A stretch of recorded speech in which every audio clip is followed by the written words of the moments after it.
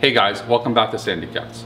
So today I'm going to talk about the dual battery system on the Ultimate 5th Gen 4Runner episode, whatever. I'm not going to go into great detail on how I installed this. I wrote a very detailed article on my website, so I'll just put a link to that below if you want to duplicate this or get ideas from this.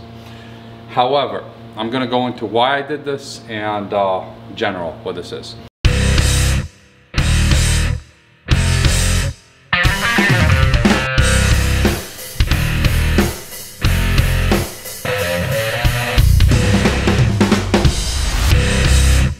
So I started out with a Goal Zero 1000 Yeti, and I thought that was, genius, because in my other overlanding off-roading world, it was only dual batteries, and I put in that 1000 in, and it lasted for, in hot weather especially, for the fridge for about 2 days. That's it. Maybe with other accessories, I don't remember. So I'm like, okay, what does the overlanding world tell me to do? Put in a solar panel. I put in a solar panel and it didn't do much.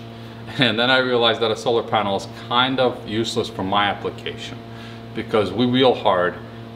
So we're constantly driving. Most solar panels need like 80 to 90 to 100% sun coverage for them to actually even turn on. And you're constantly driving with shade sometimes. And then when I park at camp, I always want shade. I don't want to park in the sun.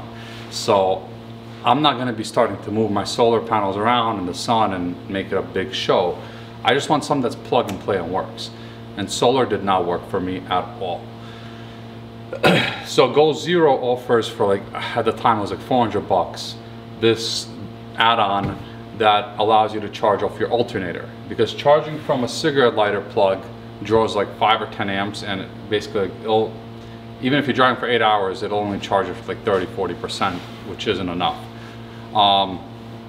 So I bought that $400 system, connected it to my alternator, and it only worked half the time. And the reason is, I eventually figured out, is because it'll only turn on when your amperage is like above 11.5 or 11.6 or something. On a Toyota's, it's below that, or some number like that. So anyways, the point is that the Goal Zero system did not work for me. So since then, I think the best systems I've seen out there is the EcoFlow. It charges super fast. But again, there's no like option for the alternator. My buddy made a bypass for that by basically putting in, I think, like a, 400 watt or some humongous inverter, connecting that to the alternator and then charging the EcoFlow, and it actually works really fast for him. We're just not sure at this point how much damage he's doing to his alternator stock. But that's kind of the best, in my opinion. If I go back to a portable charging station, I'd go with like an EcoFlow and use a very large and powerful inverter to charge it, because that's the only way I'm getting a fast charge. For me, I just gave up and went back to a dual battery system. This has been tested before I started to put this thing in the garage, so I know it works really well. I'm using a Battle-Born battery in here. I'm using a Red Arc controller, Victron Energy monitoring system, and that's pretty much it. And then I have, I believe, a Victron Energy inverter in there with some, pure sine wave inverter, and a lot of wiring. So at least it's very clean. I can see what's going on, and I have a ton of little access here for, lights and auxiliary power.